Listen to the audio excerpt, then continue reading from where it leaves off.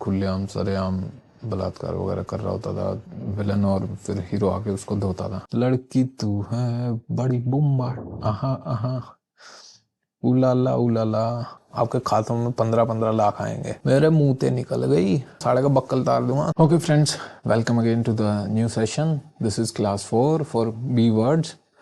So let's start. We are using mnemonic method for learning the vocabulary so that you can learn them, you can like remember them for longer times. Let's start.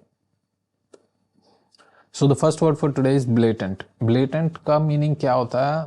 सरेआम, खुलेआम, बेशर्मी के साथ, ये कह सकते हैं आप, open and unashamed, ठीक है, बेशर्मी के साथ। तो इसकी ट्रिक क्या है? इसमें बलात आ रहा है प्लस एंट आ रहा है, तो बलात से क्या बलात्कार आप रिलेट कर सकते हो, और एंट आंटी, आंटी का बलात्कार कर दिया, सरेआम खुलेआम, ठीक है। जैसे पुरानी फिल्मों में क्या दिखाते थे, खुलेआम सरेआम बलात्कार वगैरह कर रहा होता था विलन, और फिर हीरो आके उसको धोता था। Example, there was blatant corruption in the system. Next is blackguard. Blackguard क्या होता है? कोई एक डिसऑनेस्ट पर्सन जो कि बेईमान हो, दुष्ट हो या नीच इंसान के लिए ये वर्ड यूज करते हैं, ब्लैक गार्ड।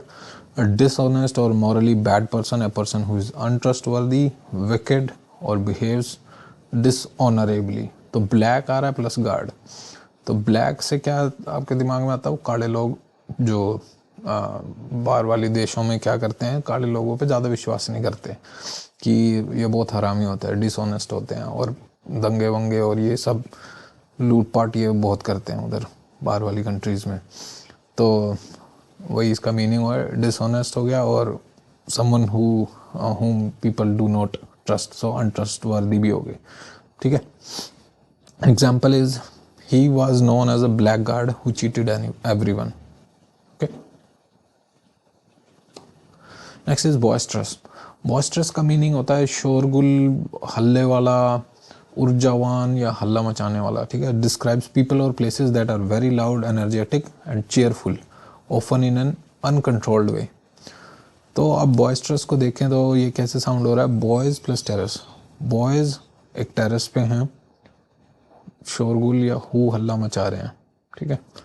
तो एनर्जेटिक है, शाउटिंग, लाफिंग, जंपिंग अराउंड, वो सब इसके वो हो गए। Example is the crowd grew boisterous during the match. Okay, next word is bombast. Bombast का मीनिंग क्या होता है? स्पीच और writing that sounds grand, fancy और इम्प्रेसिव बट हैज लिटिल और नो मीनिंग। कि खोखली या बढ़ा चढ़ा के की गई बातें या दिखावटी भाषा, उसको बॉम्बास्ट बोलते हैं, या पोम्पस भी बोल सकते हैं उसको आप। पोम्पस भी इसका एक सिनोनिम है। तो इसकी ट्रिक क्या बनाई हमने? डर्टी पिक्चर का आपने वो गाना सुना होगा, लड़की तू है बड़ी बुम्बा, आहा आहा, उलाला उलाला, व्हाटएवर। तो उसमें क्या हुआ? बिग टॉक, मतलब लंबी लंबी फेंक रहा है वो हीरो, ऐसा कुछ है नहीं।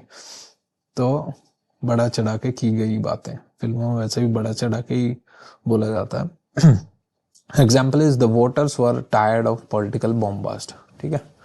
एक रेफरेंस, हम पॉलिटिकल रेफरेंस हम इसके लिए बॉम्बास्ट का आप ले सकते हो। जैसे एक पॉलिटिशियन ने कहा था कि आपके खातों में 15-15 लाख आएंगे, तो कमेंट करके बताना कौन से पॉलिटिशियन ने कहा था। तो वो बॉम्बास्ट ही था, वो पोम्पस था, कि बड़ा चढ़ा के बोल दिया था, हुआ कुछ नहीं, ठीक है। Next is blunder. ब्लंडर क्या होता है? कोई बड़ी मिस्टेक या गलती या भूल, उसको कहते हैं, ठीक है, ब्लंडर। ब्लंडर से हम क्या करते हैं कि आपने ब्लंडर स्प्राइट, एक विस्की का नाम सुना होगा, वो रिलेट कर सकते हो वैसे तो, कि कल रात यार ब्लंडर स्प्राइट पी के गलती कर दी, हैंगओवर हो गया तगड़ा, तो भारी गलती कर दी। तो example is the minister admitted his blunder during the speech. Ma'am reference से आप ले सकते हो। मेम का रेफरेंस हमने दिया है, जैसे आपने मेम्स देखे होंगे, भारी मिस्टेक हो गया साहब, या फिर मेरे मुंह ते निकल गई। These were some examples. Okay, next is brickbat. Brickbat का मतलब क्या होता है? कटु आलोचना, तीखा ताना या मौखिक हमला, ठीक है, अ हार्श क्रिटिसिज्म, इंसल्ट और spoken attack directed at someone, तो किसी की आलोचना करना, ताना देना या उसके ऊपर मौखिक हमला। ठीक है, तो memory trick brick plus bat आ रहा है इसमें। ब्रिक और बैट हम उठाने की नौबत कब आती है, जब ज़्यादा ही कुछ आपस में बहस होगी हो, उसने या तो आपकी आलोचना कर दी हो, आपने उसकी कर दी हो, या मौखिक हमला हो गया हो, गाली गलौच हो गई हो आपस में, तो या इंसल्ट हो गई हो। ठीक है, ब्रिक्स और बैट उठाने से पहले हम क्या करते हैं, सामने वाले को इंसल्ट करते हैं, आलोचना करते हैं उसकी कि अबे तू जाना, तेरे जिसे 36 देखे हैं, तेरे जैसे को जेब में रखता हूँ मैं। तो दैट्स ऑल। फिर मामला एस्केलेट होता है, तब हम ब्रिक और बैट उठा के आते हैं, रुक जा बताऊँ तेरे को। तो example is the politician faced brickbats from the opposition. एक और एग्जाम्पल है the movie received both praise and brickbats from critics. ठीक है, next is buckle. Buckle is एक मीनिंग होता है टू कोलैप्स अंडर प्रेशर। अगर किसी ने सिविल इंजीनियरिंग की हो तो सिविल में उन्होंने पढ़ा होगा बकलिंग लोड। तो बकलिंग लोड वही होता है कि जिसके थ्रू एक कॉलम बकल हो जाए या कोलैप्स हो जाए अंडर द प्रेशर। जब एक प्रेशर अप्लाई हो, वो लोड प्रेशर अप्लाई करेगा तो बकल कर जाएगा। तो दबाव में टूट जाना, हार मान लेना, ये इसके मीनिंग्स हैं, हिंदी मीनिंग। तो मेमोरी ट्रिक इसकी क्या है, think of a belt buckle. एक बेल्ट का बक्कल आप सोचो, अगर उस पर आप प्रेशर डालोगे तो क्या होगा, बक्कल होगा, वो दबाव में आके टूट जाएगा, मुड़ जाएगा। ठीक है, when too much pressure is applied the buckle breaks और gives away gives way that gives way that collapse is equal to that collapse is buckle। और